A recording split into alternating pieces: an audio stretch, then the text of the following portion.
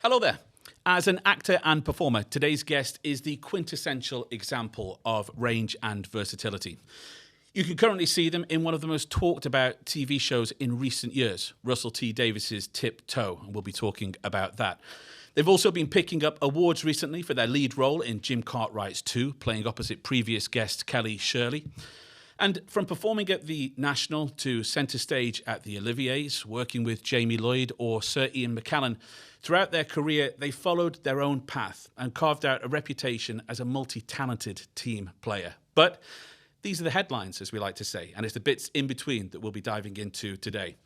I'm Shep, and this episode, we're getting notes from Peter Caulfield. Let's do it.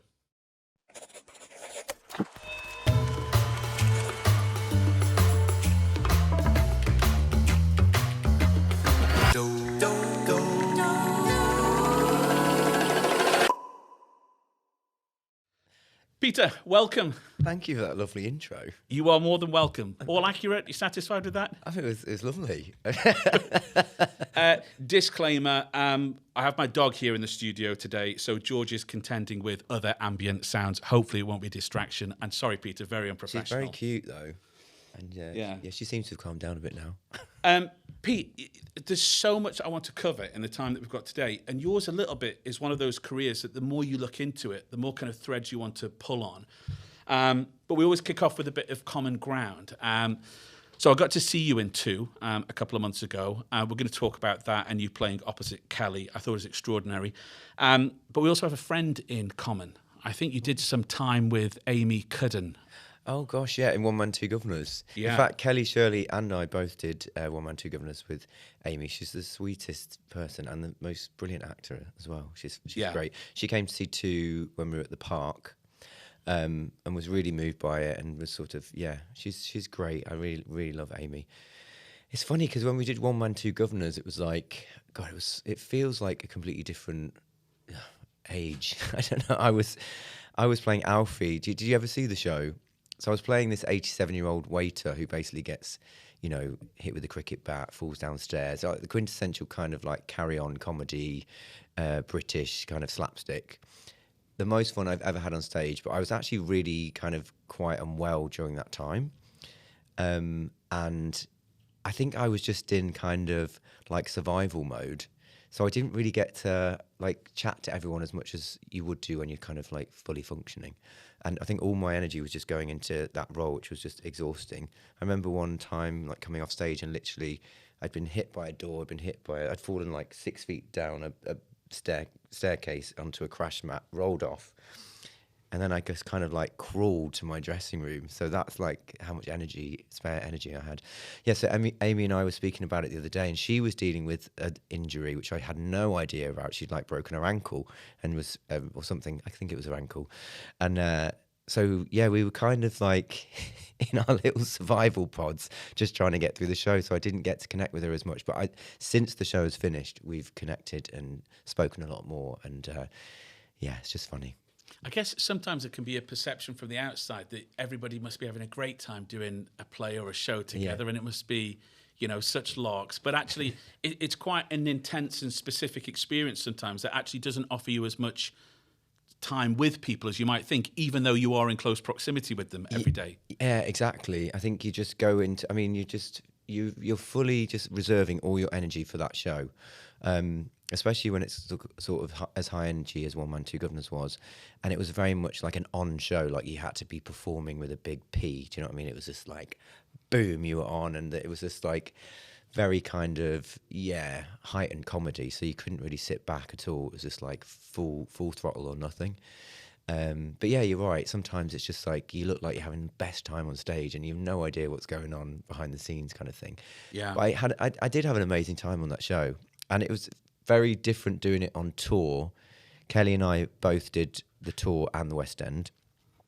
And obviously tour, you get to, have a lot more fun with the cast because the downtime is sort of your family time. They are your family on tour, basically. Yeah. So you get to really sort of bond and have more drinks than you would if you're working in London. And but the West End was kind of a different beast, I think. Yeah. I can imagine. Well, we'll come on to your time on the West End and your time with Kellie, but we like early on just to kind of get into maybe training and early influences and your kind of introduction to the industry. So tell us a little bit about young Pete. What were your early introductions into performing and all the arts? I think my first introduction to like performing properly with an audience was actually in choir.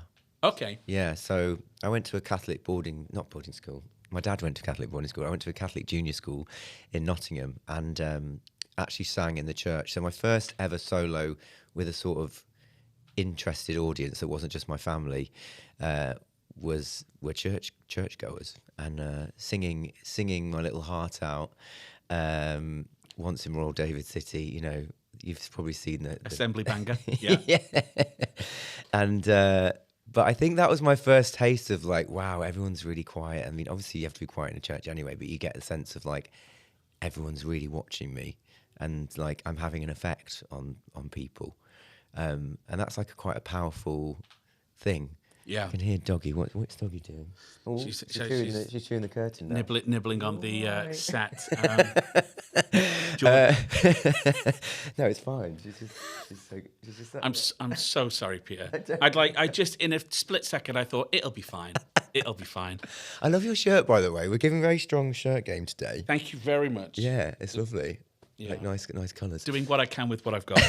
Yeah, so that was my first intro. So singing first then. Singing. And that a little bit following in your dad's footsteps. Yeah, because my dad was a singer in choir as well, and he went to St Bede's in Manchester, and he was a soloist in the choir there. Or so the tale goes. I mean, this is according to my father, so yeah. who knows? But I think my dad is definitely an inspiration. He was very much into his music, loved singing from an early age. He was always, you know, we'd sing around the piano. I was playing piano from the age of 4 or 5, and I was always kind of singing my heart out, you know, much to my brother's dismay. I just think they thought I was just, I don't know, they just couldn't work me out. I was just kind of so different to them. Yeah. They were not into performing at all, not really musical. And yeah, I was just kind of this like little, I'd get lost in my own world basically, just performing on my own, just playing the piano and singing. And yeah, that was the start of it. And then I think I auditioned for Oliver in Nottingham for Theatre Royal. And I was in the ensemble cast of Oliver, I think when I was 9. And then started doing shows at school, like Gilbert and Sullivan's, and again joined the choir, joined the orchestra. Was really lucky to be part of Arnold Hill Comp, which had amazing facilities for drama and music. And I had a great teacher called Mr. Morris, who was very inspiring. And then joined Nottingham Education Theatre Company, which has been the birthplace for so many amazing directors, writers, producers. So Adam Penford, who runs Nottingham Playhouse, went to NET. NET is Nottingham Education Theatre. Rosalie Craig, you might have seen in Riot Women, and she's done loads and loads of amazing theatre. Did you see Company in the West End? No. So she was the first ever female actor to play Bobby. Right. In Company, and so she was at NET. All these amazing kind of people that I grew up with. I don't think, had we not had that kind of council funded, you know, youth theatre basically, we might not be doing what we're doing today. And who introduced you to that scene? Was that parents thinking, go and get involved in this if that's what you're into, or how did that? It was a Saturday club at school. So there was a Saturday drama club at school, and then the teachers there kind of picked out the ones that had a bit of talent or that were kind of maybe showing some promise. Yeah. And said, maybe you should think about joining Notts Education Theatre, and you had to do a little audition for that. And it was council-run thing, but they did amazing shows. We did like Guys and Dolls, South Pacific, we did contemporary dance, we did Shakespeare's, we did new plays, all at the age of 13, 14, 15, 16, so those really informative years. And then, that was I just got the bug then. I just thought, I want to do this forever. So when did the enthusiasm and the interest start to turn into educational choices or even thinking about training, or that it could be a career? I actually wanted to. Well, when I went to do my A levels, I kind of took A levels to. Well, my plan was to become a doctor. So I did chemistry, biology, and then did music and performing arts as well. So I did 4 A levels. Chemistry, biology, music, and Performing arts. And were you academic then? I was pretty academic. I'm dyslexic, and that only really came out in the sort of first year of my A levels. So really struggled with spelling. But I was still lucky that I could sort of fluke stuff. Yeah. And I was good at school. My mum was a teacher. My brothers are also really smart, and so I did really well in all my grades and stuff. And there was like definitely good at maths and science. And my mum was kind of saying, well, you can't just do all art subjects. If it was down to me, I would have done art, theatre studies, music. Yeah. All the good stuff. But it was like, no, you need to do something. You need to do something academic. So, yeah, I did that. I'm kind of glad that I did. But then halfway through my A levels, I was like, I don't think. I mean, there was people in my class that were just so like desperate to be doctors and surgeons, and I was just thinking. I mean, I haven't really thought about it. I mean, 7 years training, that sounds like hell. You have to really want to do it, right? So. Yeah, then halfway through, I realised like some of my friends were auditioning for drama schools who were a year above me, and in particular, some of the people that I really admired were going to LIPA in Liverpool, which was the Paul McCartney Conservatoire, which hadn't been open that long, maybe only 3 or 4 years. I was going to say, you must have attended when it was still quite fresh and quite new. Yeah, it was. I think it'd only been open 5 years, so yeah. And I auditioned for a bunch of places, but LIPA felt different. It felt like it was, because obviously I wanted to work on the acting. I felt like acting was my weakest subject because I'd done gymnastics, I'd done dance training from an early age, I'd done music, I'd always sung. So I was like, what's the weakest link? And I was like, acting. So I'll try and, get onto the acting route. But also at LIPA, you could choose all these different modules. So back then you could do a dance module or a songwriting module or a performance module in community theatre or whatever it is you wanted to do. So you could sort of build around the degree and make it sort of suit you. Yeah. And I was also interested in songwriting and stuff like that. So I was like, this kind of is the perfect place for me. Also, some peers of mine, Adam Pemford, who I was saying earlier, had got in. A guy called Matt Dempsey. His name back then was Matt Thompson, but he's since changed it to Matt Dempsey. He's in Les Mis now. But yeah, there was a bunch of people that from the youth theatre who'd gone there, and so I had my sights set on LIPA, and I sang "Giants in the Sky." Do you know from Into the Woods? It's you never seen Into the Woods? I haven't. No, I'd like to. Is it still on now? There's been the recent. No, well, they did the film version with James Corden. Yeah. They've done a few different versions of Into the Woods. Into the Woods, the Bridge Theatre. With the quite great looking production of it, the staging of it. With Katie Braben, who I was in Tammy Faye with, who's amazing. Jamie Parker playing the baker.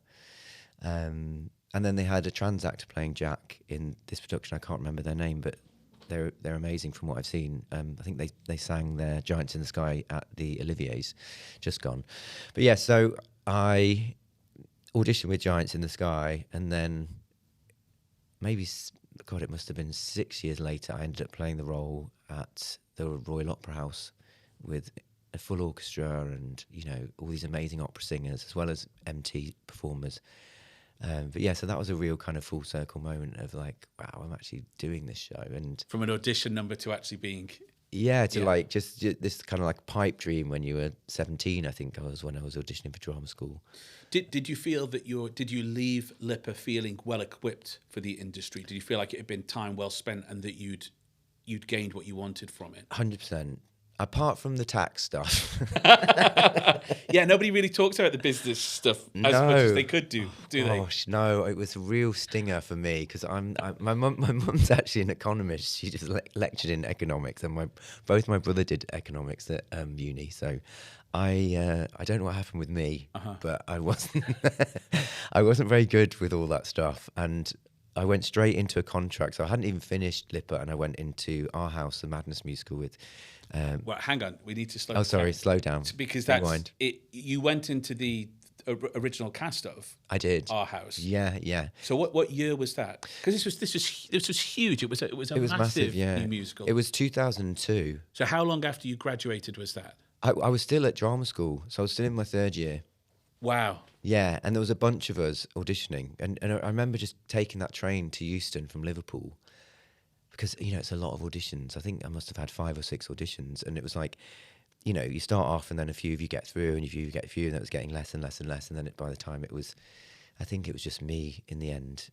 There must have been such excitement around that show in that moment as well. There's been a lot of kind of jukeboxy kind of shows since. But when Our House came out, it was massive, and the appetite and interest in it was huge.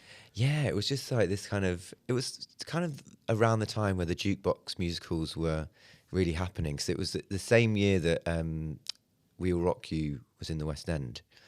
And, Mamma Mia had already had its hit. In fact, 2 of the graduates from Lipper played the leads in Mamma Mia. Andy Langtry and... oh gosh, I can't remember her name, Norwegian actress. They were hailed as the kind of like the first graduates of Lipper, and they got the leads in Mamma Mia. So it was that was what we were aiming for. So to get in a new, West End show, and I didn't really know, how good the team was. It was just like, Matthew Walsh is incredible. Obviously, he's gone on to do amazing things with Pride that's now open at the National, and Matilda, and since I've worked with him a few times on different projects. One Christmas Carol I did at the Old Vic with Matthew. So yeah, he's obviously an incredible director, but I didn't know who he was. I didn't know I was, 20, just sort of trying to do my best. And then Peter Darling, the choreographer, just put us through our paces. Lynn Page, who then I went on to work with in Tammy Faye a few years ago, she was the associate choreographer. But yeah, I remember these sort of like... How did you segue from Lipper into the show? Did you get to finish your course, or did you have to kind of stop and switch across? Or they were really good. They're basically my final performance mark was done on my performance in Our House. That's cool. That was very, very fun. Yeah, very cool. And I did get a first. Yeah, well, I would. Yeah, you'd hope so if you're doing a West End show. Yeah, that's pin-up stuff for them, isn't it? And alumni. And then, so how long did you do Our House for? Do you know what? It was like insane. We had 12 weeks rehearsal for that show. It was just madness. Madness, literally. Excellent putting, Pete. That was totally by mistake. I remember like singing, because obviously like all the songs I knew, like It Must Be Love and Baggy Trousers, and just so many great songs. And it was just such a fun, vibrant show, like really young cast. We were a lot of us, it was our first job. It was just brilliant. I'm trying to think what other actors you might have known who were in it. Ollie Thompson, do you know? Sorry, Ollie Thompson. He's gone on to do amazing things. And Michael, oh God. Well, we can delete this bit just while I remember what his name is. Mike Gibson. All right. Sorry, Mike. I love you.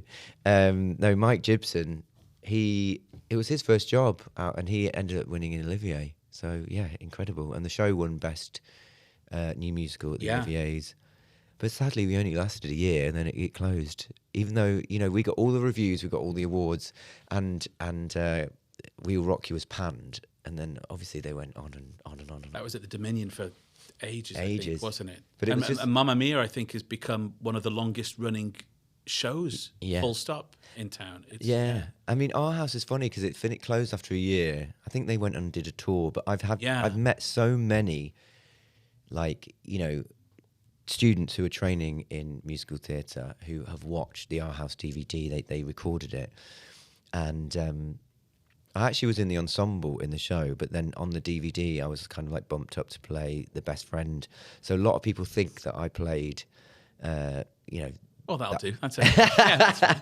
And also, like, because so many people have seen it. Like, when I've ever done talks in drama schools, they've all seen the Our House DVD. Yeah. It's kind of like, I think it's one of those things maybe teachers use to show, like, you know, this is how a musical theatre show can work. And yeah, it was really clever. They used loads of magic, and the quick changes were super. I think it's one. You know, sometimes when a movie comes out and it doesn't do as well at the box office as anticipated, but then it goes on to stream very well, or becomes like picks up like not cult, but like a continued interest. Yeah, I feel like Our House is one of those shows because it's a show that people love. And if you were in a quiz and somebody said, "Oh, how long do you think it ran on West End?" you wouldn't say a year. A year. year. Think it would have done. But yeah. But you're right. It kind of had this sort of afterlife that no one was really kind of expecting. So I'm really proud to have been on it. Well, yeah, and you should be, and that is like it. That's kind of like a not unprecedented, but it's a great way to graduate from training straight into a West End show. What kind of happened after that then? Did you then segue into continued work or? So after that, I was sort of like, it was funny because I'd done actually before just going to go back a little bit. Before I left Lipper, we actually formed a little theatre company. It was like the Hedgehog Theatre Company. So with Jamie Lloyd. Jamie Lloyd, yeah. So we'd done like a production of Falsetto Land, which we took to Edinburgh in our second year. And it was like, that was his big launch into directing. We got, you know, it was kind of like one of those amazing moments that we weren't expecting, but it was like this sellout run. We won like, you know, every award going that you could get at the Fringe, and then like, you know, people were queuing around the block. So that was just like, that was an incredible kind of moment as well. And then obviously Jamie's gone on to do amazingly well, and then Our House. So I had a like very kind of lucky start in terms of like successful, you know, things. And then it was sort of like, I'd been then offered a part in, like a small part in Mary Poppins, and I turned it down. And I was like, only been out of drama school like a year. But in my head, I was just already at that stage, I was thinking, I probably could just go from West End musical to West End musical, and that could be my trajectory, and that could be my career. And that's great for some people, and, you know, but I think for me, it was like, I want to do more than just musicals. I love musicals and always will, and love doing them even now if the show is right. But I've never gone into a long running musical. I've always done either new musicals or well, actually just new musicals. I've only ever done or sometimes sort of remounts of stuff. Yeah.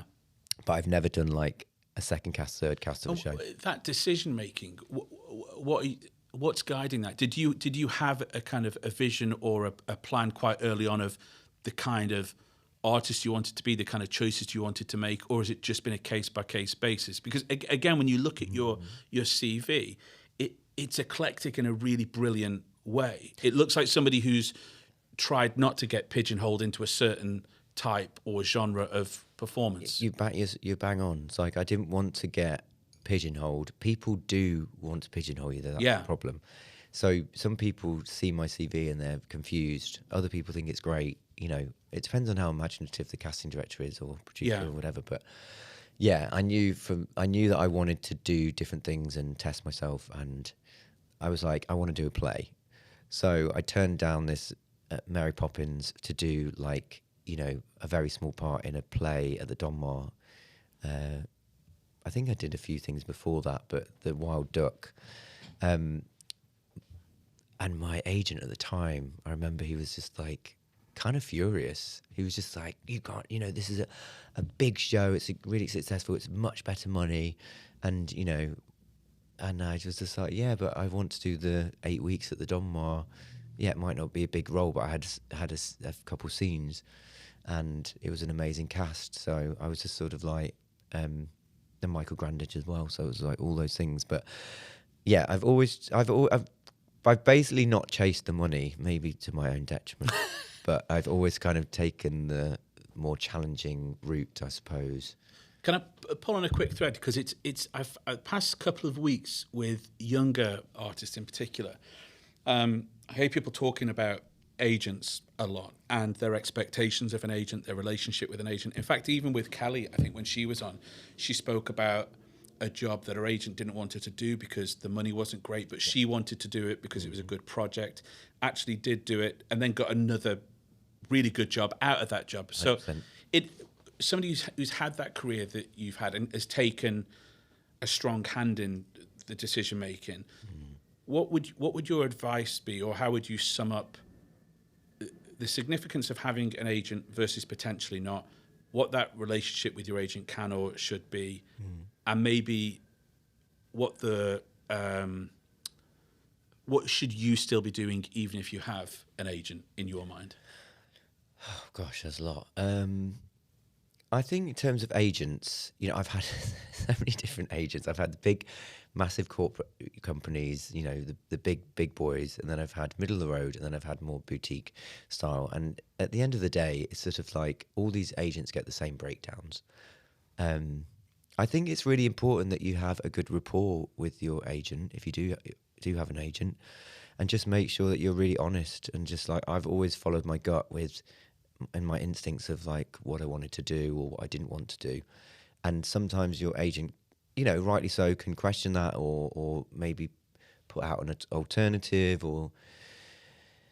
but I've always just been, I would just say to people, just follow your instincts, follow your gut of what it is that you really want to be doing, and be honest about it. And how much do you think, or do you recommend that people are doing themselves as well in terms of hustling and being out and about and networking? I think it's important. I think it's important to write to people. I think it's like, I remember when I saw the role come up at the Royal Opera House, and I didn't know any of the team. I didn't know what was happening. I just wrote to the director at the time and just said, look, I've always dreamt of being in the show. Please, can I get an audition?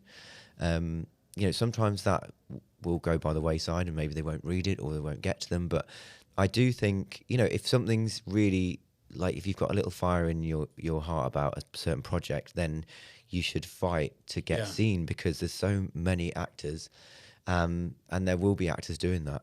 So I think Kellie and I are definitely on the same page when it comes to like being proactive and like not being scared to put yourself out there and just trying. I mean, you just need to get into the room basically. Yeah. And whatever means necessary. I mean, your agent can only do so much. There can be different routes in, and I think what you've just said about the personal approach as well. I think sometimes that really resonates with people.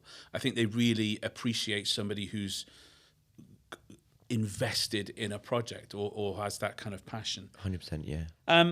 So what about television then? When did your first kind of real TV opportunity come into play? So that was in Cucumber, Russell T Davies' Cucumber. Well, then that's the perfect segue then into the Russell T Davies section of this interview.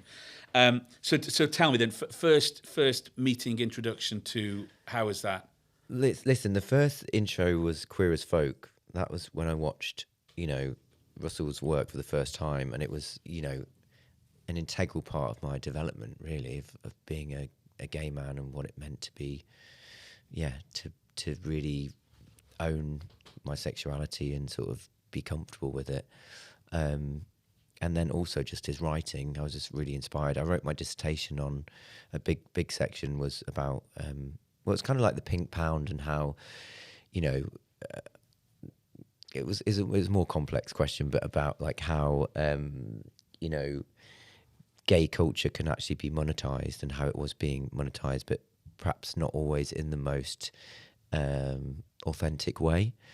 So, it was okay for you to be gay if you were maybe, Lily Savage, where it was kind of like you could be on the screen and people would take that character as they come, or it's okay if you're funny, basically. We have the same thing with Graham Norton and Alan Carr. It's like these very sellable kind of, but almost like I don't know if this is the right word, but like novelty personas. Yeah. Oh, and it's kind of less threatening persona. Yeah. So it's like it's kind of palatable to the masses, which is great, and it's great that it's, you know, even like, you know, back in the day, Kenneth Williams, it's a sort of like everyone knew that he was he was gay, but he was just sort of like, I mean, he couldn't have been more camp. Yeah. But because he had humor on top of it, it was kind of, it's sort of like bypassed a lot of people in terms of like they're not thinking about that.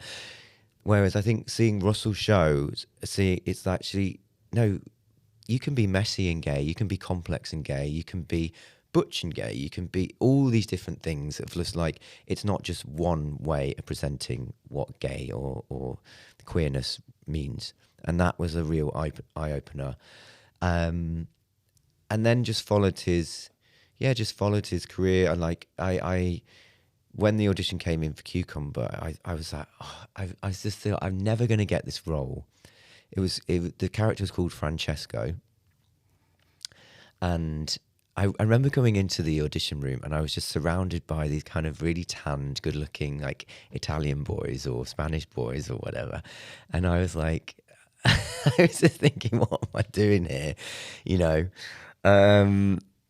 But because I couldn't compete with that, I was just like, I'm just going to play the complete antithesis of that. Yeah. You know, and I just kind of went in with this energy of like, you know, Francesco, real name Dave, you know, he's just sort of like put on this persona to try and make himself more interesting. Yeah, I think that's what you say in Tiptoe, isn't it? It gets more interest, I think. Yeah.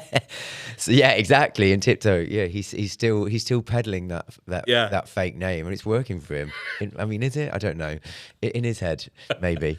But yeah, so I just remember going in and just doing like probably the complete opposite of what everyone else was doing with that character, and being kind of messy. And I remember taking these, I had these rainbow Doc Martens on, and I just pulled them off and chucked them on the table and was like, you see, I'm polite, you know. And it was just like right in their face, Andy Pryor and Russell T Davies. And yes, I think that kind of like bold choices have got me through a lot of things. I remember as well for Jesus Christ Superstar, I was called in for one of the disciples. I think it was Simon or Peter, one of the boring parts, basically. And I did the song, and it was all very, you know, nice. And I was just thinking, oh God, this is really boring. And then I was like, by the way, I have actually prepared King Herod, and you know, I can play it on the piano. I would want to do you like my version of it if you want to hear it. And they were like, oh, okay. So I just very boldly got on the piano and did my kind of, Lady Gaga, Elton John, you know, Queen version of King Herod at the piano. And, and ended up playing King Herod in Jesus Christ Superstar. The version that is now running at the Palladium was the version we created at Regent's Park in 2016. And it was just, totally unexpected. I think sometimes you just have to be bold and just, you know, be brave and go into a room and just be like, actually, I'm just going to do it my way. And that's, be authentic to yourself. It's refreshing to people as well. We, a week or two ago, we went to see Rocky Horror Picture Show on Broadway. Wow. With Luke. I mean, Luke Evans is an inspiration as well, because he does it always amazing. When I was in our house, he was in the ensemble of Taboo, right? The Boy George. So we always used to hang. We were out drinking together and that kind of same circle. And to see his trajectory and what he's done, and to be a gay man in Hollywood and to play the roles he's played and the versatility, he is definitely an inspiration, and he's amazing. And not unlike yourself in terms of versatility and good choices. Like even in recent years, from the Pembrokeshire drama that he did to like now, you know, Frankenfurter. It's like you say, The Hobbit. But what made me think of that, Pete, when you were talking about just being bold, is it often when you go and see Rocky Horror Picture Show, it's such a cult show. You see a kind of reinterpretation of the original that's and this version is really fresh, and lots of the choices, the choreography, Luke's portrayal and performance and his vocals, it's like refreshing. You're like, oh, somebody's taken this in a bit of a new direction. It's still the show that we love, but like this is and he is, he is extraordinary. And we went actually we were there with an actor friend who was with another actor friend, Gloria, who knew Luke, I think, from doing Avenue Q together. And we went back and met him briefly afterwards. And like after that performance, which is athletic, just so humble and nice and generous. I think you're right. I think he's an inspirational. Is this fizzy pop, as my mum would say? We'll keep sorry. that. So no, but he's amazing, and also just I feel like the versions that the version that he's doing and his portrayal reminded me more of like Tim Curry from the original movie in a way. Obviously, he's a better singer, Luke, but that kind of, I don't know, Lush. It was a bit more. Yeah, it reminded me more of the film than the original stage, but he's kind of captured enough of the original, but then made it his own. Yes. Do you know what I mean? I think that's exactly right. Yeah. So your relationship with Russel starts in Cucumber, which the spin-off was then Banana. So I mean, this must be incredible. Somebody who you say like you've created this drama in Queer as Folk that it Inspired really was. Yeah, there was nothing else like it. It kind of cut through at that time, and I think it was that and Beautiful Thing, Jonathan Harvey. Yeah, as well. That was a real like, wow. Again, sort of like a totally different representation of what gay meant, or what I thought gay meant. And just like, yeah, you can be young and in love, and it doesn't have to be about AIDS or dying or taking drugs. Well, that in itself is a good segue maybe then into Tiptoe, which it's like the most talked about show right now, and rightfully so. And I guess in a way, I find this strange even to think about, but like when we're talking about Queer as Folk, that's what, 20 years ago, more than 20 years ago, probably. And it felt like for a time that there was progress and things were improving. But now actually what's really interesting, and some of the dialogue between Melba and Leo talks about actually how that progress feels like it's turned on its head. And the killer line from it all, Tiptoe, is, I think Melba says, I used to walk into a room and say, ta-da, ta-da, now I tiptoe. It's an incredibly timely drama. It's kind of bold, beautiful, brutal, and feels like all too possible as well. Where'd you start? How was it for you to be part of that? And it was great to just have that character kind of reintroduced to the world. It's sort of like, you know, you get to see him still stomping the streets of Manchester, still calling himself Francesco, and still, you know, trying to get lucky, basically. Yeah. But I just had a lot more clothes on in this one, which I was happy about. But yeah, and it was amazing to work with Alan. He's just unbelievable, and also an incredible. I mean, we talk about Luke, but Alan Cummings has also been an inspiration. And funnily enough, because I hadn't worked with Alan, but I'd been his body double in Doctor Who. I don't even know if I'm going to get in trouble for saying this, but it was a long time ago now. But yeah, so I'd been in Doctor Who, again, through the Russell T Davies kind of links, and Andy Pryor, who cast Cucumber. I ended up being in Doctor Who, playing a blue alien called Dachren, or Darren, as Paul Mackey says in the show. Is it Darren? I tend to play these roles that like make up their own versions of their names. But yeah, Dachren, which was great. And then the next series, basically they had all my measurements down, and Alan had to go away and do another project. And they were like, will you come in and basically fill his shoes and wear all the costumes of, I think he was playing King George, so I had the full hat and the wig and the beard and the full costume, and all the extras were like, Alan, and I was just like, you know, they couldn't tell the difference. So that was a kind of icebreaker when I saw him. He said, I've actually, you know, been inside your costumes, and we've been more intimate than you. And I think I said, oh, we've been quite intimate. And he said, have we? He said, oh, is that someone I forgot about? Is that not another one? And I said, no. We've shared the same, costume. That's all. And then told the whole story. So that was a good icebreaker. And then, but yeah, I mean, obviously I've seen him in so many things. I saw him in, was it Bent, the show that he was in, and he was, I mean, inspirational in Cabaret, and yeah, I followed his career, and he's done amazingly well. So yeah, just to work with him was great. And Russel's writing is always so yeah, even if it's just one scene, it's just sort of like packed with so much kind of, yeah, there's so much nuance and comedy, and there's like a depth to his writing.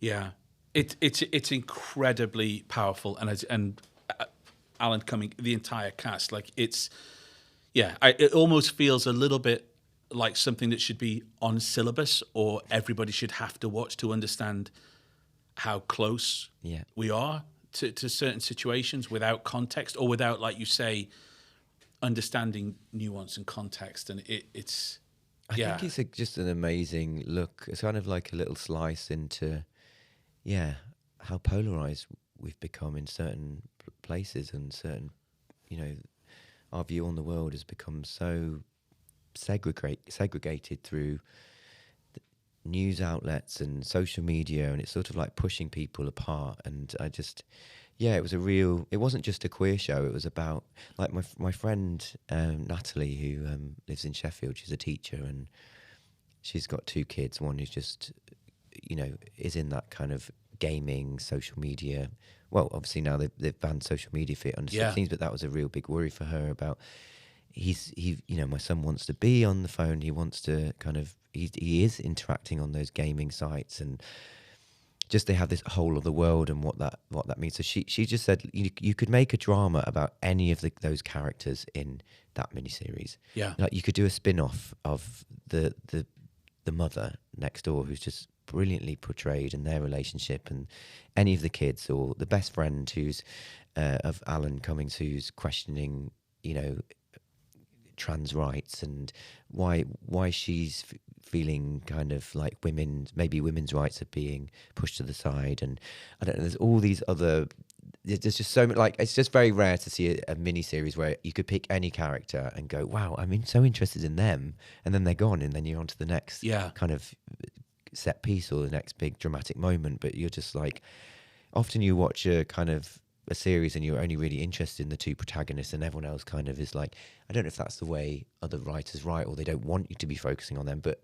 Russell he gives everyone a kind of, there's so much depth to his characters, and you could literally, I hope he does do a spin-off. I want him to do a spin-off of Dave Francesca. Yeah, well, we can get behind that. The campaign starts here. I think you're right. It's a kaleidoscope of perspectives, isn't it, around one story? And yeah, if you haven't seen it, watch it. It's absolutely must see television. I want to quickly just talk about 2. Because I came to see Kellie and yourself in 2 a couple of months ago, and I've seen it before a couple of times over the years, and it as people say, it's a fantastic love letter to pubs and pub culture, but I think it's a love letter to theatre as well, in its simplicity and intimacy, and just the proximity to the actors, and the fact that you're in that space. I thought you and Kellie were extraordinary. I thought you were an incredibly good match. I said in the interview with her, you were clearly 2 actors who had no filter in your collaboration. You could see that. That was in real life. That's why. Maybe that's what shines through. But what was that kind of journey and experience like for you with that piece? Because that, again, we're talking about Luke in Rocky. It is an athletic performance. You play 8 or 9 characters. I think we played 14 characters between us. 7 each, and of an age range from. Well, I played from age 7 to 80. Yeah, so it was a real actor's challenge, and you're right. It's inherently theatrical in the terms of, like, the audience have to suspend their disbelief that you're playing all these people, and that that we've barely got any time for big costume changes. So it might just be one item or some glasses or a hat. And yeah, and then they go on this journey with us. But I think, yeah, it was just so brilliant working with Kellie. She's so, yeah. I mean, everyone always says this about their co-star, don't they? But she is just like amazing to act with. But I think you're right. Like, our friendship meant that we didn't have to do, I mean, thank goodness, because we didn't have much rehearsal time.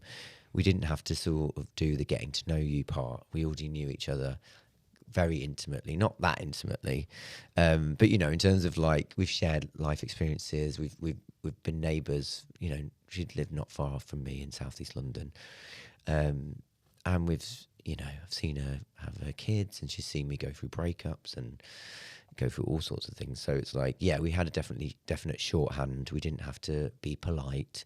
It was like, the fact that I am gay meant that with the intimacy stuff, it was like there wasn't so much of an issue, that we could be comfortable to play and to really push each other. Yeah, and it is a love letter to theatre, but I think it's also really a show about, you know, what it is to be in a deep state of grief, and how that can manifest in really bad ways. You know, the central characters are dealing with a horrific circumstance, which, yeah, they're covering up, they're plastering over the cracks. And, you know, to an outside perspective, you might be like, oh, they're funny characters, or they're kind of like, you know, they're very kind of, bold and loud, but underneath there's this kind of, this terrible tragedy which they haven't dealt with. That was kind of really what we were interested in. I don't know if that's always brought out as much as it should be. You did bring that underscores the whole piece powerfully in the production that we saw, and it feels so real and believable. I really liked the setting that we saw it in at the Park Theatre. I thought it was a great size. It really sounds obvious to say, but it really felt like you were in like the local pub and believed these characters. Well, because we actually did it in the pub at Greenwich when we first started the show. So the pub in the theatre, and then they turned it into this 80s boozer. So that felt really special and really intimate. It was really, really small, and like, you know, literally the audience were the punters, and we'd be sort of like jostling through them. So you got a sense of like, yeah, and we were pulling the pints and all that stuff. And then they recreated that actual bar and then built it in the park, and it was really cool. I thought it was amazing. I think Yana, she's a very young set designer and designer, but she's really, really talented. And a lot of people commented on all the details, like all the little stickers and the way she did. So they'd made beer mats and sticky tables, and there was cigarettes in. It felt like very 80s, didn't it? Yeah, it was, man, like people say, immersive, like they say award-winning, like a lot, but you really felt like you were in it, and it was believable, and you recognise these characters. And it was interesting with the audience that different moments in it were particularly palpable to different people as well, obviously through their own life experience and what they relate to. But certainly one of the most palpable moments is just before the close, when you play the couple where there is an abusive dynamic. Oh God! And what I thought a lot about afterwards from your perspective is the gear change from, and I remember almost in anticipation thinking about it. Here is Pete playing this awful character, and in just a few seconds he's got to pivot back to the landlord, and actually beyond that, then the curtain call moments afterwards, and it's like, yeah. What is that like from your perspective? Those shifts. Yeah, it was just like we broke the whole show down. So we sort of approached each section or each character as a sort of completely separate entity in a way, and then we would just rehearse them, you know, over and over, and just make sure that that particular scene is so well written. The one with the nasty bugger. The sort of coercive relationship and control. It was like it could just stand alone as like, again, like what I was saying about Tiptoe. You could take any of those characters and make a whole show about them, but you just see this one moment. But yeah, when we're weaving it together, I think what really helped for me was just like I said before, like having the little change of costume. So I'd always have the tea towel as the the landlord, and if I didn't have the tea towel, I kind of felt naked, like I didn't feel like I was really him. Yeah. And it would have to be on me somewhere, you know, like. And then with Roy, that horrible character, I put on this sort of jacket, one of those like 80s jackets where you turn up the collar. And, you know, as soon as I did that, I just kind of felt like, like I was ready. And I didn't really ever approach him like he was evil or nasty. I approached it like he loves this person. He loves Kellie's character. She was, but he is so deeply insecure that, like these characters, you know, we've seen these guys before. It's like they'll have this beautiful girl on their arm, but they're so deeply insecure that they're gonna run off with somebody else, or because they know deep down that they're kind of rotten, and that they probably will find someone better. So that insecurity kind of projects, and that's that kind of deep insecurity is what drove me through that character. It wasn't that I was trying to be nasty. Which I think helped. And Kellie is just so brilliantly, she played that kind of opposite me. She was just so kind of dewy-eyed and looking like she just wanted to just not upset me in any way. And she plays that kind of vulnerable character amazingly well. That fragility is just, brilliant. Yeah, she's great. You both did. Like we see a lot, Peter, and that like It is in the past couple of years. It's one of my favourite things that I've seen, and I'm not just saying it. I loved. You mentioned like the production design, like everything about it. I thought it was just a perfect production in kind of scale and execution. Thank and you. The two of you were great. Thank you. I'm never going to talk about it again now. I have given it. Next, Pete, for a bit of a gear change, but it will also be a link into something I want to talk to you about, because in addition to TV, theatre, and performing, you are also a very active campaigner, and you give a lot of your time to being an ambassador and an activist for different causes. So it's a little bit of a link into a regular feature that we do called Message and a Bottle, where either somebody that knows you or is from your industry sends in a question for you to ask in exchange for a beverage of your choice, which I believe on a night out is a espresso martini, and on a night in is a rosé blush. Is that right? So we've got you a rosé. Not pretentious at all. In the corner. Not a rosé blush. Yeah, I don't know if it is blush. No, I'm sure it looks fine. Is it Kylie? Is it like Kylie one? Are we allowed to say that? Sorry, no endorsements. It's an M&S. It was the nicest that M&S had to offer. Gee, this is how bad my eyesight is. I can see a nice bottle of rosé. It looks lovely. Well, listen, I mean, you don't have to answer the question, so you don't have to take it. But we've actually got two questions for you. Oh, yeah, go for it. So we mentioned her at the top of the show, mutual friend from your time in One Man, Two Governors. Amy Cudden has sent your first message at the bottle. She says, "Hello, love. Here we go.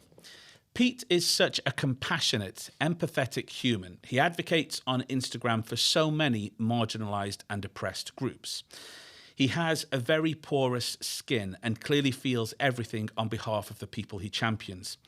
The question is, how does he manage the balance of feeling, caring, and actively engaging in the battles of others, whilst also protecting himself in an industry that is capricious in its attentions at best and a gaslighting beast at worst?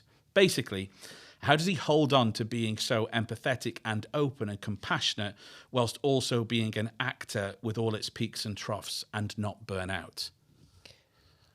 I think to be an actor is to be full of empathy. You can't be a good actor if you're not empathetic, if you can't feel, if you can't put yourself in the shoes of somebody else. That is acting.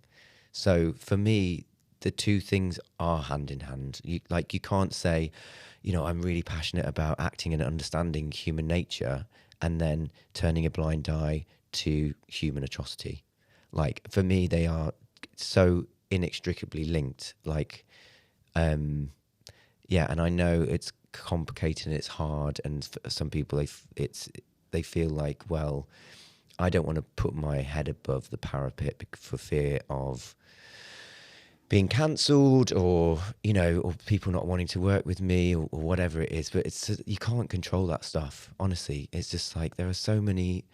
I think you just have to be authentic, like what I was saying before. You just have to be authentic and true to yourself. And if people don't like it, then piss off. Am I allowed to say that?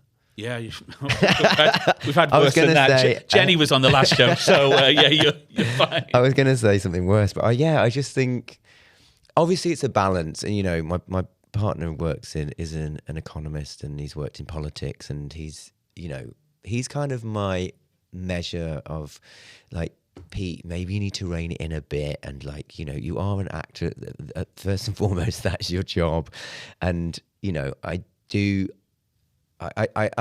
constant. Basically, the answer to the question is that I'm constantly trying to balance the two.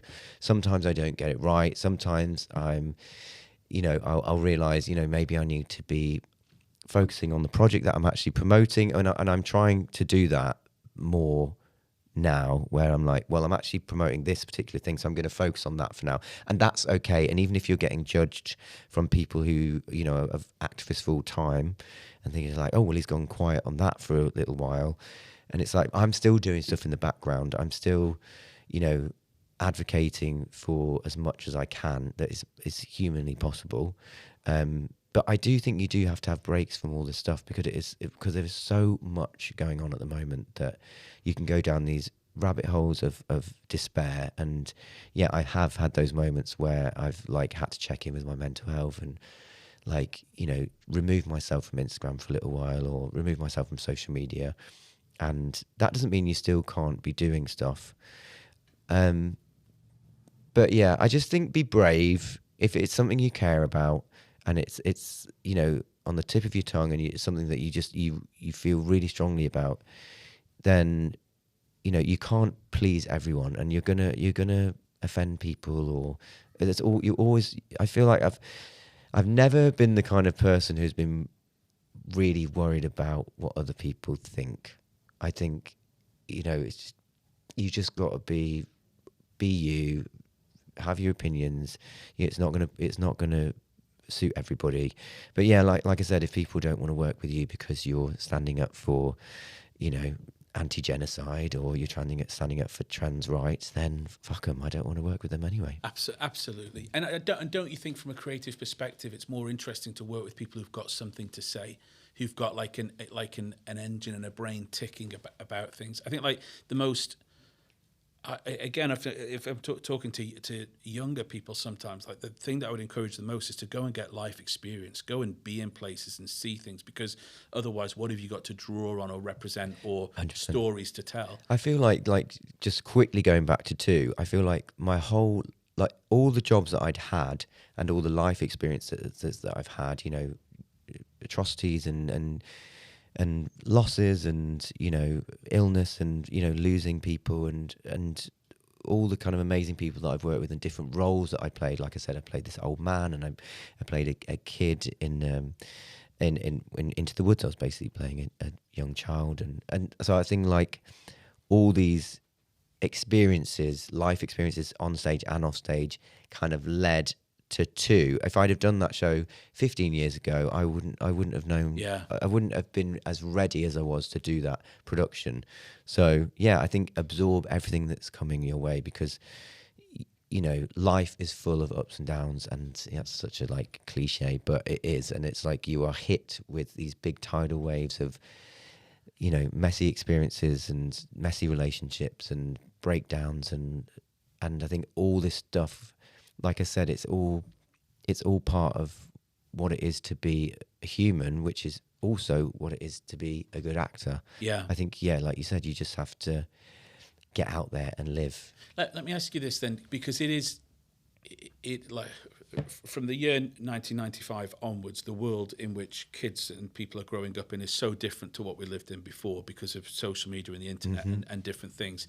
And I guess, therefore, so is the industry. So in everything that you've just said, what kind of support is there for people in the industry with mental health, or with when they need kind of support? Is there enough of it? Is it there, or? I think it's better, a little bit better. I know that, you know, I know, like, production companies now will have certain things in place to deal with, like, you know, talking about especially with like intimacy and all that kind of stuff. It's so much moved on so much compared to even when I was doing Cucumber. There was no intimacy coordinator. There was no one really to talk to me. It was just like, you're in a bathroom. Here's you get your clothes off and do the scene, and then just see what happens. And it was like, I'm having a threesome with these two guys, and it wasn't really choreographed in any way. It was just like, go, and that has nothing. That was how it was at the time. I think now those things are treated with so much more care and consideration for who knows what people have been through or what what's happened to them.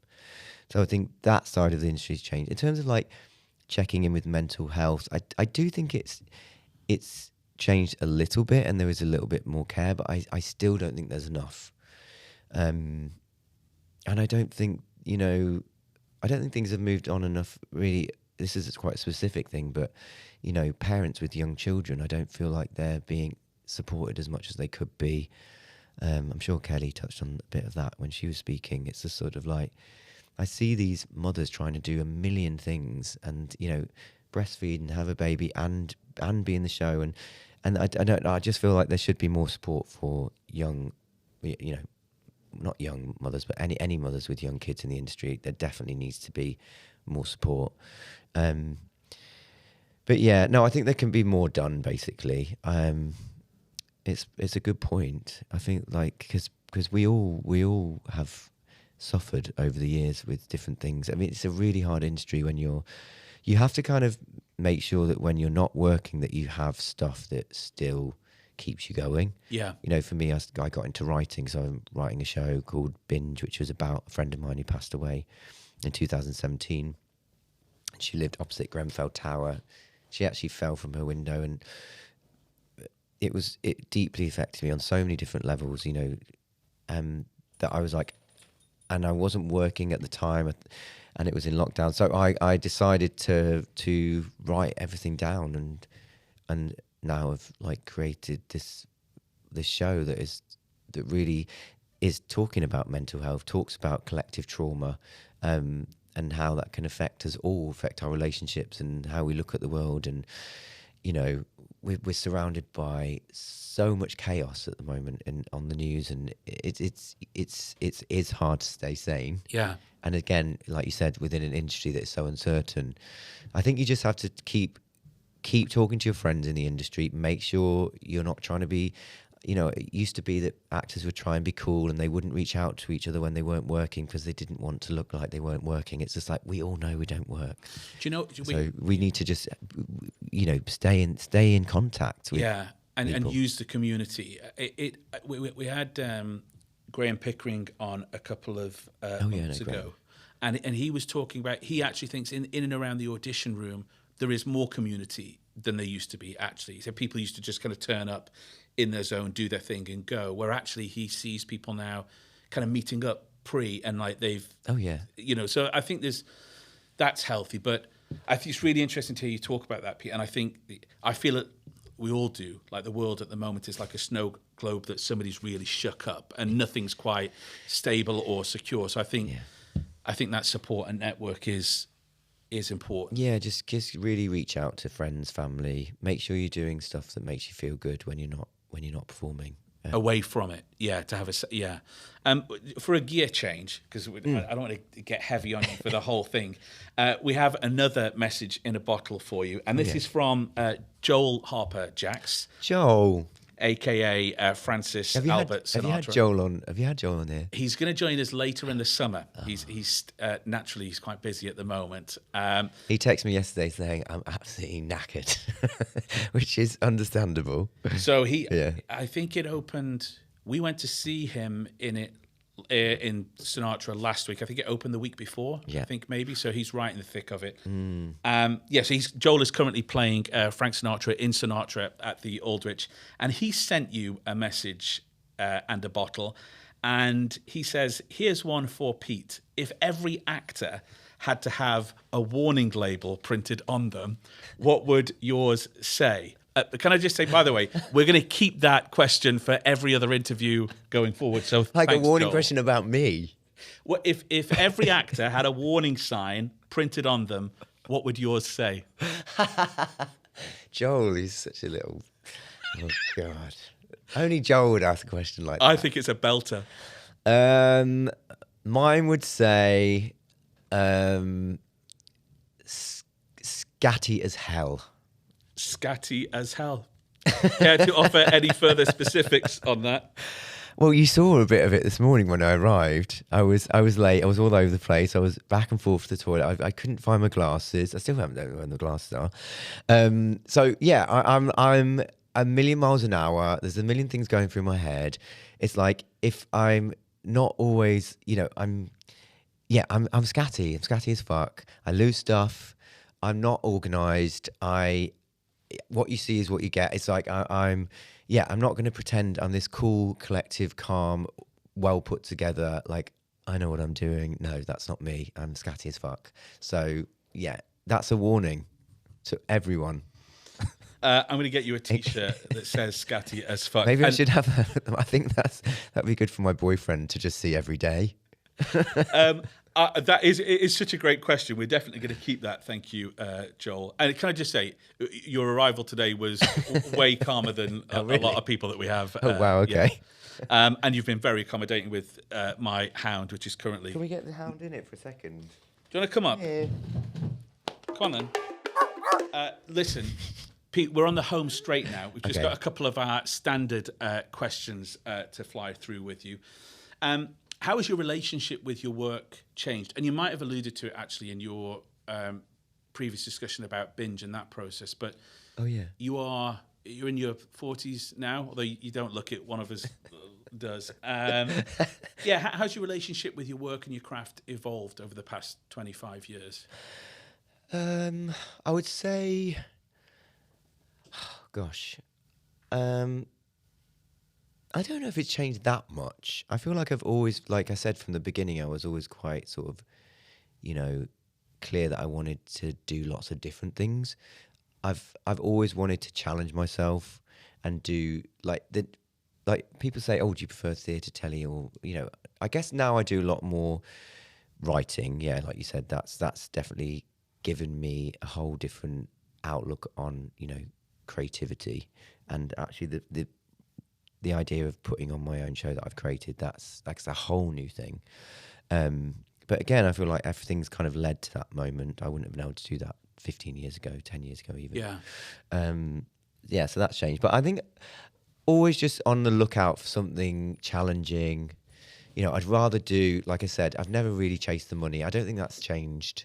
I'd much rather do a production like Two and be really, really challenged and work with an amazing actress like Kellie, or do Kellie said she got paid incredibly well for that. Maybe you got the rough end of that deal. We didn't get paid badly, but what I'm saying is, it's like it was just a real challenge. And I said I'm always looking for the next challenge, and I think that has kept me going, and it will keep me going. For the next hopefully 20, 30 years. Yeah. But it's not like I have this set goal of like I want to be in 20 or 30 years. Come on. Oh yeah, I suppose you can keep going, can't look at you? Sir Ian, he's still going strong. How old is he now? Ooh, George, we're going to take a shot on. I'm going to say 84. Oh, that might be really offensive. Sorry, Sir Ian, if that is. I mean, gosh, well, that would be the dream. I think the great thing about acting is, you can just keep going.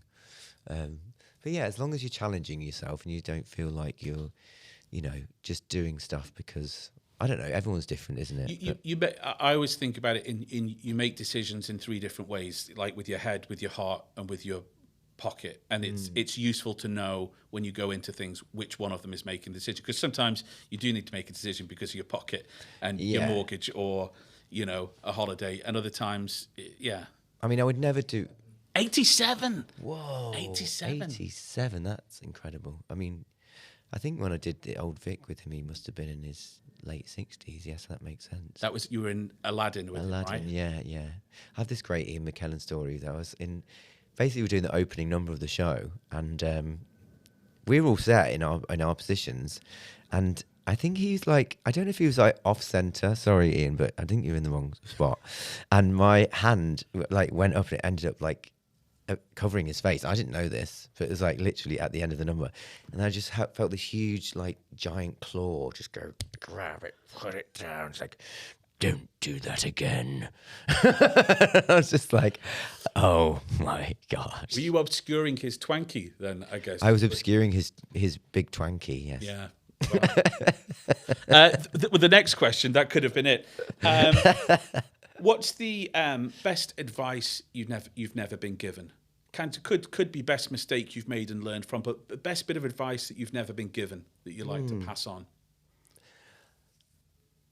I would say just make sure you save money right from the beginning, that you're putting money aside right from the beginning. You know, because like I said, when I started in our house, you know, it was in the West End wage, I didn't save a penny. And then, you know, and then I had 6 months not working afterwards. And then it was like, just be prepared for the downtimes. Yeah. And make sure that you're putting money aside. I mean, I'm saying that to myself now, just to do that now. But yeah, I wish we'd had like a proper sit down talk about finances, because it's such a, like, I don't know, we don't really talk about money. And you're a business. You're a one-person business, essentially, aren't you? From the moment you step out on your own. Yeah. Like you say, balancing the books, tax, or that whole thing. It's a really important part of, yeah, like you said, running your own business. And it's just not, I wish somebody had talked to me about that, or we'd learned it at drama school, or you had a bit, or the equity could help. I don't know. It should have just been more info. I mean, we're you know, grown adults, we're meant to be looking after our own finances, but I think as creatives, being scatty as fuck, and as I am, like, yeah, sometimes, yeah, that you don't put that at the forefront, and maybe it should be alongside everything, I guess, like making sure that you're...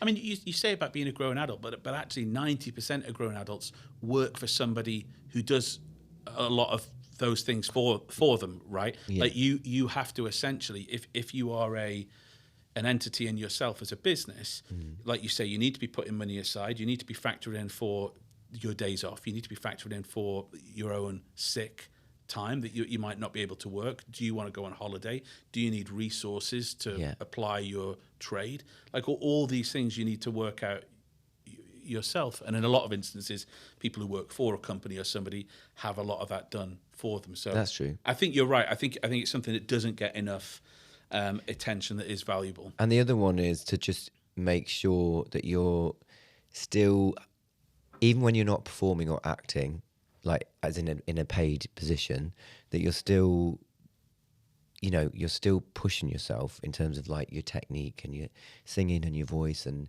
exploring. I wish somebody had said to me that your training doesn't end at drama school. I think I realised that a lot later, because I was just sort of thinking, oh, well, I'm just learning on the job, which I did. But then I feel like I could have got to where I am now sooner in terms of like, I don't know. I just wish that somebody had said, look, your training doesn't end at drama school. I think that's a misconception, especially with Brits. I think in America they keep their training going and going and going, and they're very like diligent about that. Whereas I think over here we're a bit more like, oh, well, I kind of know everything now, which of course you don't. Yeah. But yeah, that would have been good advice. What do you do to switch off, Pete, when you need to kind of, we call this bit come to your senses, but like when you need to escape or get away from it? Is there something you watch, listen to, do, a place you go to? My garden. Like, I love growing veg. I love being in my garden. I like being creative. I like, when I go on holiday, I take a sketchbook with me with my chalks, and I'll just do, you know, whatever place I'm in, I will just do a little chalk picture. And like, I miss that side of my childhood. Like, I loved art so much, and I was really good at it. And I feel like I'm kind of, I have that as to keep me calm and to still be creative, but it has nothing to do with the industry. Yeah. Playing the piano. I think I take for granted the fact that I'm an accomplished pianist, or was an accomplished pianist, and I feel like sometimes, I find it so calming when I do it, and I don't do it enough. So that's a note to myself, just to, I was playing the piano just yesterday, and it was like, oh, I love this. I love, like, not not for money or for recording on Instagram or doing what, I feel like in this industry we feel like we always have to be doing something to be seen. Yeah. And sometimes you can just do something for the sake of doing it, and that can just be to make yourself feel calm, or to get your brain working, or just to use a skill that you have, and just It's so valuable achieving that flow state of mind, isn't it? Away from work, or particularly digital kind of influences. Yeah. The gardening thing. I feel like I kind of turned 40 and suddenly. I've always found it really calming though. Like, I don't know, I like being on the grass. I like having my feet on the grass. I like watering the flowers, and it sounds maybe just a bit sad, but I like it. I'm absolutely with you. This question, we get eclectic answers for this. What advice would you give to yourself right now? Right now? Oh, gosh. I would just say, go easy on yourself, because it's like you can't do everything all the time, and you can't, speak up for everything all the time. And, it's okay to sometimes just be a bit selfish and to look after your own interests. And, you can't save the world. You can't, you can't fix everything that's happening, basically. And sometimes it's just maybe just focus on your little corner for a bit, whether that just be your closest relationship or your own mental health, or like I said, just like I just said, I should be playing the piano more and looking after my own mental state, rather than that's it, some advice that I'm just continually trying to do. But it's easier said than done. But it is. But I think the looking local is really important. It's easy to get overwhelmed with things that are happening further afield, but there's so much going on in your neighbourhood that you can impact and be part of. That actually helps you connect to other people that might be like-minded. And so that's something I've been thinking about a lot recently. Is that the kind of looking locally to see how you can connect and be of impact as well. And just joined a tennis group the other day for gay tennis, which I did a few years ago, and it's just nice to be with people you don't know, and with a common thing that you're all interested in, and nothing to do with the industry. It's good to do stuff that has literally no relation to the the showbiz or whatever, or acting, or it can just be something totally different, like you said, something in your community that connects you to people that work in different fields, that we can just get stuck in this loop of just speaking with actors about acting, which is what we're doing today, which is lovely. But there's more to the world. There's more to the world, and there's people with really interesting jobs who do other stuff, and it's just good to get different perspectives on everything. That it's not just you can get very stuck in our own little bubble, can't we, as actors? It's a small world, and it's an even smaller industry, so it's do you have a question for me? Everybody gets to ask a question to me. It can be whatever you want. How did you get into? Do people ask you this all the time though? I don't know what the question is. How did you get into doing podcasts and interviewing about actors? And is it just actors that you interview? All sorts. And anybody who applies great. My dog is just literally digging into the ground behind George. I'm so sorry, George. How did you get into doing this specifically, and what was the? I've always really enjoyed collaboration and interdisciplinary collaboration. And quite early on, I went and trained as an actor and realised that actually, whilst I enjoyed it, I kind of really enjoyed producing and bringing things together. And so then started to work in kind of site-specific performance festivals and different things. And I just loved it. I loved the connection between different practitioners and how people maybe can work around the same theme or stimulus, but in their own materials or craft. So then still did bits of performance, and have always kind of straddled entertainment and the arts. And at some point in my 20s, had a radio show where I used to, used to interview kind of people who had kind of exhibitions, shows, new productions coming out. I really loved it. I loved the research. I also loved like trying to draw out the person behind the kind of the craft or trade. And then for about like 15 years, I've just been doing other things and haven't done anything like this for a while. Yeah. So I did procrastinate for about 3 years in wanting to do it, but just putting it off until it was the right moment or had the right time. And then actually, you know, last year was like, fuck it. Like every man and their dog has now got a podcast. Like if I, and I'm here with my dog today.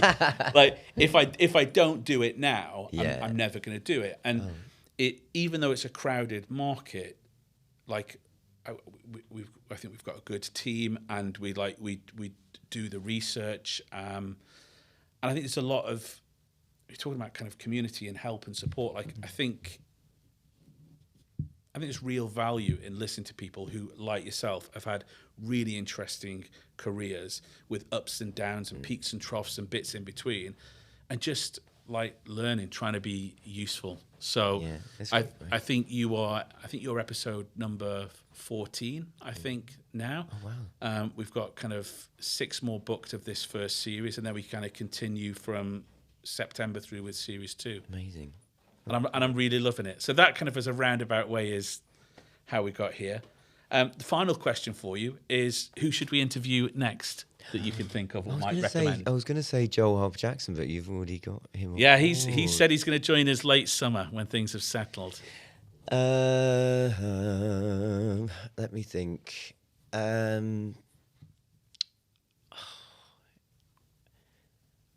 mean, you could interview my very good friend Amalia Vitale. So Amalia Vitale is an actress. She's a writer. She is currently starring in Big Mood. Have you seen Big Mood? No. Where's it on at? Brilliant. It's Channel 4, and it is starring Nicola Coughlan. And it was written by our friend Camilla, who's based it on her. Well, it's a series based on psychosis and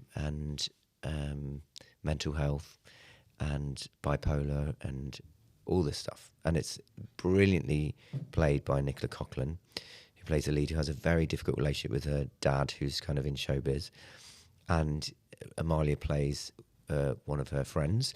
She's also just been in... have you seen Smoggy Queens? Smoggy Queens, oh my goodness me. It's the Geordie queer... I know what it is. Oh, yeah. Yeah, I got into a rabbit hole of reels, outtake reels on it the other day. It's really great cast. Oh, yeah. So she played... Well, she just was a kind of guest lead in one of the episodes, playing this Italian Geordie... pasta making, coleslaw feeding. She had this like huge batches of coleslaw. She's like, I want to get rid of this coleslaw. She's like a comic genius. She's like a physical, kind of like we met on a show where we were, it was Lion Witch in the Wardrobe, and I was playing Mr. Tumnus, and there were all these other famous characters, and Amalia played Bog. Bog, I don't even know what Bog was. It wasn't in the original tale, but Bog basically stole the show, and I just one of the improv scenes, we were kind of improvising scenes, and I was just like, I don't think Bog should be speaking right now. And she's like, excuse me. Just like she just thought I was an arsehole. But then we became really good friends. And Bog did steal the show. But yeah, she's one of those performers that can transform herself vocally, physically. She's brilliant and will be a great guest. We'll follow that up. That's a really great recommendation. Thank you, Pete. Before we sign off, can I ask a favour? Can you keep us posted on Binge and how that develops and progresses? Because I would love to. Absolutely. To talk to you about that. That would be great. Yeah, I'm currently trying to get Arts Council funding for a full R&D, but we have the cast. It's myself and Harriet Webb who've been doing it. Harriet's amazing. Also another LIPA grad, and she just had a baby. But yeah, so Harriet, and then in fact Amalia Vitale has been the dramaturg on Binge as well. So yeah, I'll definitely keep you updated. Brilliant. Thank you so much. Thank you. We've been getting notes from Peter Caulfield. Peter, thank you. Thank you.